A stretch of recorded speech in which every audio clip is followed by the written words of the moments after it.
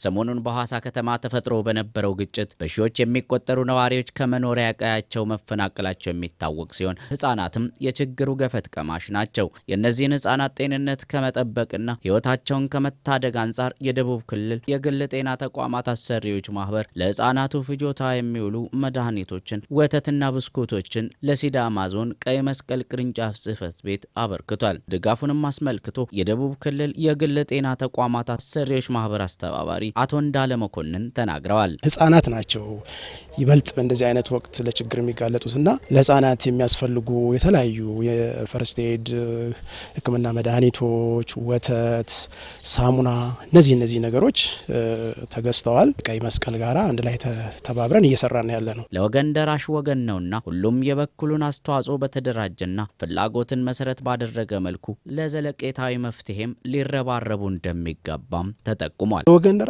ወገን ነው። በቃ እኛ የምንደጋገፈው በሰላም ጊዜ ብቻ አይደለም፣ በችግር ጊዜም ነው።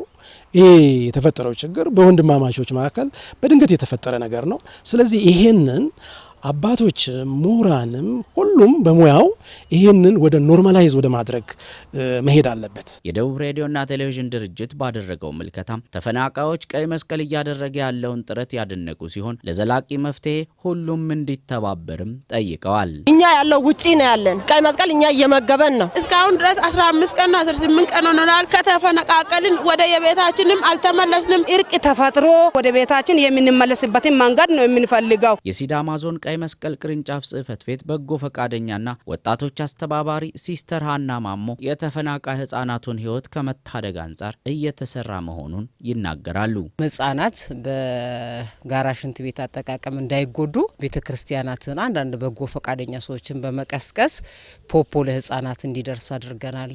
ዋይፐር፣ ዳይፐር የመሳሰሉ ነገሮችን በማድረስ እየረዳን ያለን። ሲስተር ሃና አክለው እንደተናገሩት ቀይ መስቀል ዘላቂ መፍትሄ እስኪመጣ ድረስ ድጋፉን አጠናክሮ እንደሚቀጥል ነው።